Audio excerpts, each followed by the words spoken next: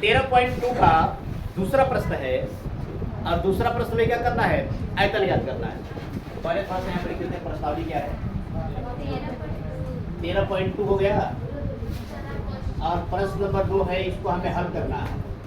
सबसे पहले प्रश्न को पढ़ेंगे, सुनिएगा।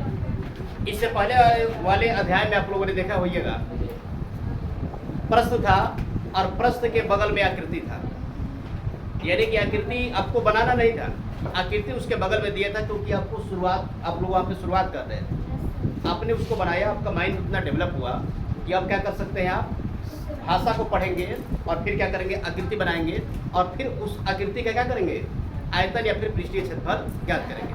तो यहाँ पे प्रश्न भाषा के रूप में दिया हुआ है, हम इसको क्या करेंगे,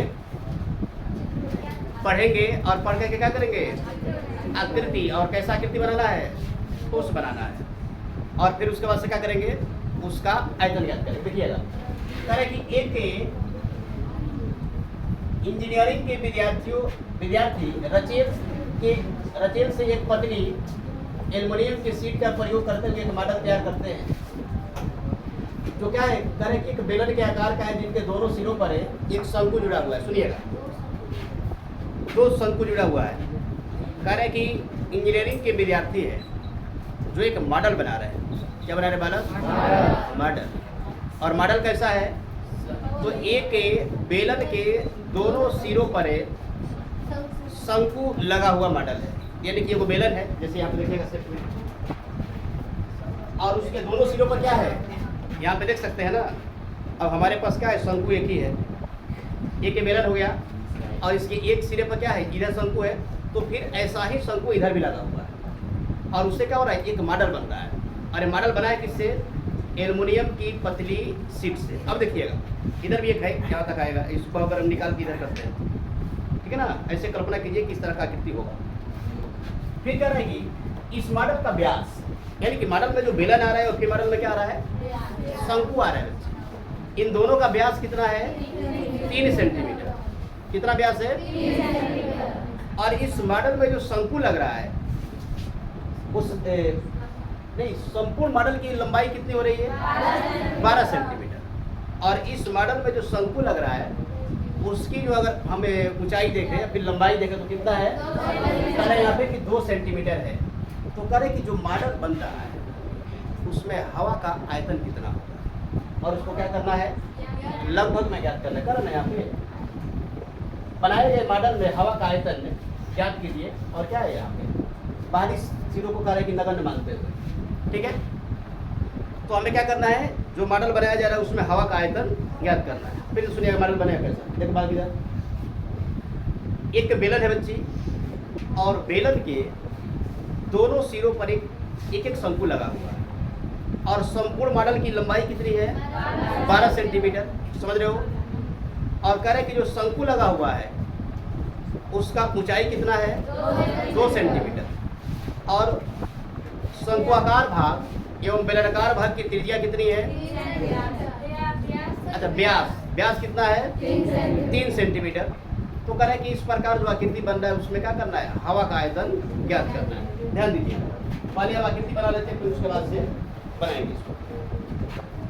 सिर्फ देखिएगा, जैसा प्रश्न है वैसा ही किया जाएगा, ठीक है।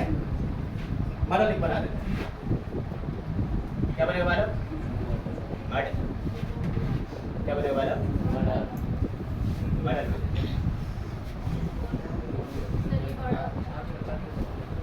अरे बड़ा नहीं, बड़ा है ना, थोड़ा सा बड़ा है तो थोड़ा सा इसको करो, जगह कैसा नहीं,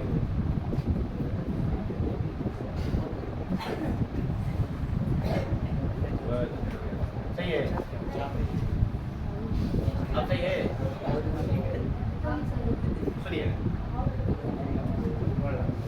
अरे बोला तो सुना, ये क्या बन गया, पहला संख्या का ध्यान देखो,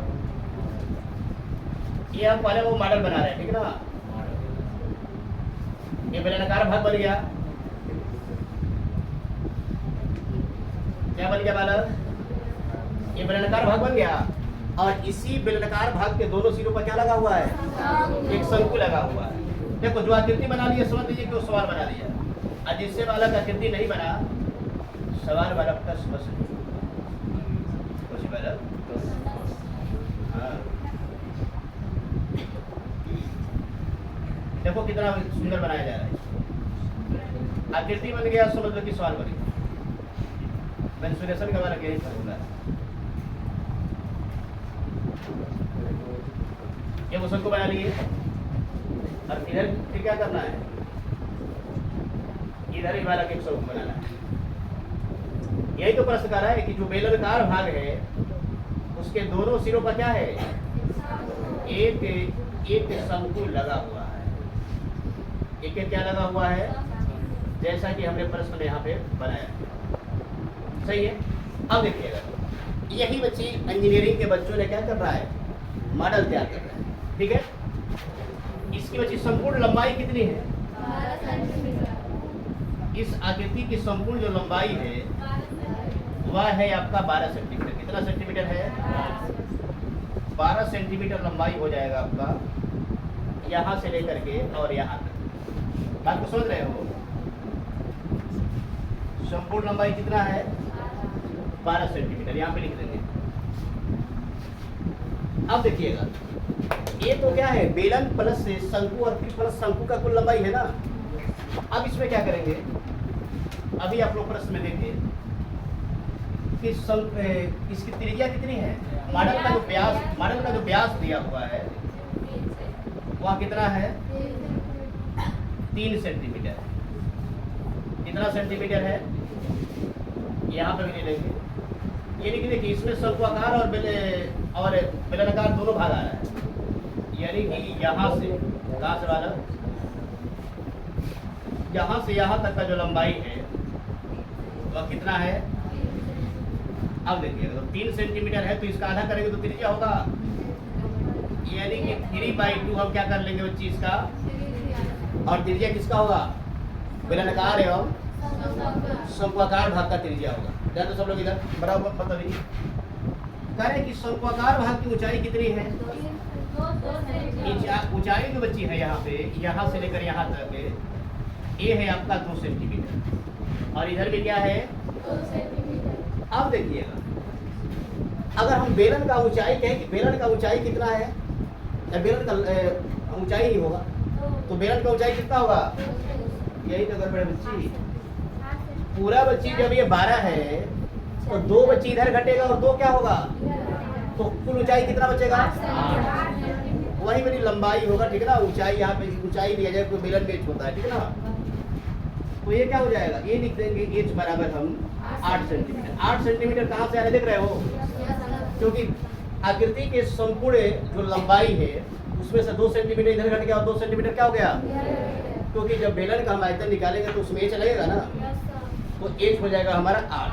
और शंकु का जब आयतन निकालेंगे तो शंकु में क्या लगेगा, शंकु का आयतन क्या होता है 1/3 पाई r स्क्वायर h। तो देखिएगा, यहाँ पे कर देते हैं हम h1, बेलन वाला क्या हो गया और शंकु वाला बच्ची क्या हो जाएगा, a हो जाएगा हमारा h2। तो h2 बराबर कितना है और h1 बराबर क्या है। जब भी किसी सवाल में अगर त्रिज्या मान लेते तो है तो उसको r1 r2 मान लेते हैं। h अगर 2 आ जाए तो फिर क्या करेंगे, ऐसे कि पता रहेगा ना कि किसका हम h रख रहे हैं, तो उसमें मान रखना होगा। अब ध्यान दीजिएगा, जो भी बात यहाँ पे की है, आकृति को समझ लिए बढ़िया से, आकृति बालक जो समझ गया उस समझ के सवाल समझ गया। ठीक है, अब लिखते हैं, लिखेंगे यहाँ पे क्या कर रहे हैं, मॉडल है ना, तो लिखेंगे यहाँ पे मॉडल के बेलनाकार एवं शंकुआकार भाग का व्यास बराबर कितना होगा 3 सेंटीमीटर। तो इसलिए त्रिज्या कितना हो जाएगा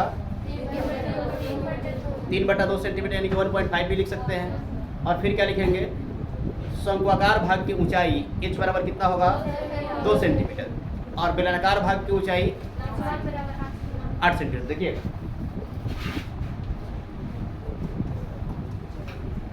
लिखेंगे मॉडल के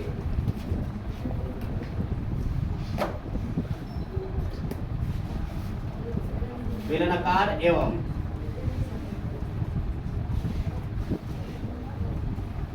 शंकुआकार भाग की व्यास, व्यास तो दिया हुआ है व्यास वाला कितना होगा? 30 सेंटीमीटर। तो लिख लेंगे यहाँ पे इसलिए त्रिज्या r बराबर क्या हो जाएगा पहला? नहीं सब लोग नहीं बोल रहे हो। त्रिज्या कितना हो गया? त्रिज्या हो गया इसका 3 सेंटीमीटर। कितना हो गया? 3/2। हाँ 3/2 हो गया। ठीक है, अब लिखेंगे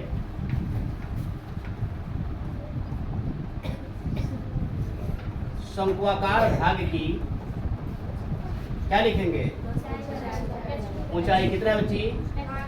हाँ यहाँ पे h2 लिखेंगे। h2 यहाँ पे दिया है ना 2 सेंटीमीटर। कितना सेंटीमीटर? 2 सेंटीमीटर। ठीक है, अब लिखेंगे फिर बेलनाकार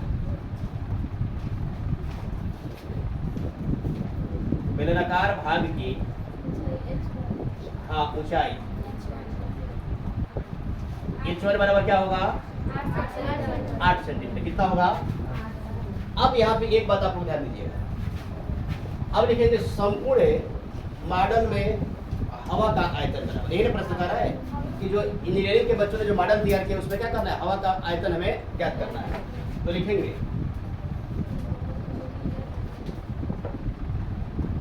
संपूर्ण मॉडल में हवा का आयतन बराबर। देखो कितना आसान यहाँ से हो रहा है। पहले क्या लिखेंगे हम? शंकु का आयतन। फिर क्या लिखेंगे? और फिर क्या लिखेंगे? यानी कि पूरा आकृति बच्ची 3 भागों में बटा हुआ है। पहले शंकु है, फिर क्या है और फिर क्या है? तो यहाँ पे लिखेंगे। किसी को दिक्कत है इसमें? शंकु का बड़ी मॉडल की लंबाई से हमको कोई मतलब नहीं, क्योंकि हम पार्ट इसका ले लिए, लेकिन आप लिख भी दीजिएगा मॉडल की लंबाई, संपूर्ण मॉडल की लंबाई। ठीक है, तो क्या आकृति में तो बता दी है ना, जो आपका कॉपी चेक कर उसको समझना चाहिए। तो यहाँ पे समझ जाएगा कि हाँ कहीं ना कहीं बच्चे हमें बता दिए। ठीक है ना। शंकु का आयतन प्लस क्या होगा? पहला क्या होगा? बेलन का आयतन। और फिर प्लस क्या होगा आपका? शंकु का आयतन। किसी को दिक्कत है बालक? तो फिर चेंज किया जाए। क्या लिखे थे पहले? शंकु का आयतन क्या होगा? 1/3 पाई प्लस बेलन का आयतन क्या होगा? बहुत सुंदर,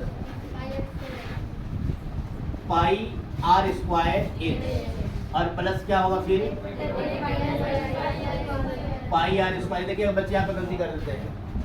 अब आयतन की जगह पे पृष्ठीय क्षेत्रफल लिख देंगे, पृष्ठीय क्षेत्रफल की जगह पे तो गड़बड़ हो जाएगा। याद रखिएगा, जब बेलन का पृष्ठीय क्षेत्रफल कहे तो क्या होगा? 2 पाई r इंच। और जब आयतन कहेगा तो क्या होगा? पाई r² इंच। अब इसमें कमन क्या हो सकता है बताएगा कोई? थोड़ा सा ध्यान दीजिएगा। शंकु का h1 क्या माने है? h क्या माने है? शंकु का माने है h2, तो यहाँ पे h2 होगा और यहाँ पे क्या होगा? क्योंकि दोनों अलग अलग है। कमन क्या होगा बताइएगा कोई? h नहीं होगा, पाई सिर्फ r² होगा, क्योंकि h दोनों का क्या है? अलग अलग है। यहाँ पे क्या लिखेंगे अब? 1/3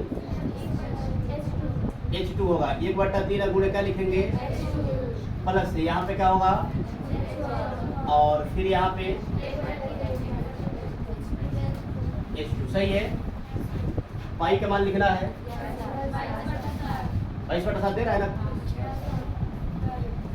गुणे r कितना था? गुणे 3/2। यहाँ पे सेंटीमीटर गुणे सेंटीमीटर, सेंटीमीटर क्या हो जाएगा? स्क्वायर हो जाएगा।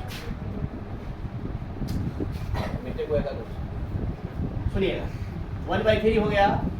और h2 का मान क्या है? h2 शंकु वाला है ना, तो यहाँ पे लिख दिया हम 2 सेंटीमीटर। h1 बेलन वाला कितना है? तो यहाँ पे लिख देंगे बालक 8 सेंटीमीटर। और फिर 1/3 हुआ, h2 कितना होगा? 2 सेंटीमीटर। सही है। ये हो गया हमारा 22/7। और 3 के कितना हो जाएगा बालक? 9 हो जाएगा। और बटा में कितना हो गया? Centimetre square. यहाँ पे ध्यान दीजिएगा। अब यहाँ पे हम क्या लिख सकते हैं? हाँ 2/3 प्लस क्या होगा,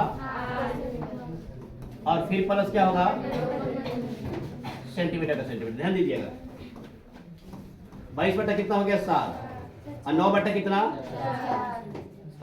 इसको सिंपल कर देंगे हम बटा का जोड़, 3 बची लघुत्तम हुआ,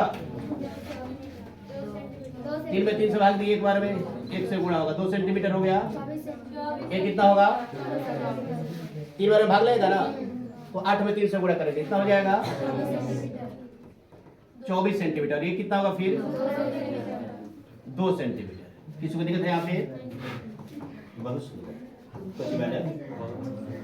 9/4 सेंटीमीटर स्क्वायर गुणे, सबको जोड़ दीजिए, कितना होगा 28 सेंटीमीटर, बटा कितना, बराबर सचो कितना हुआ, अरे सचो का 28 हुआ,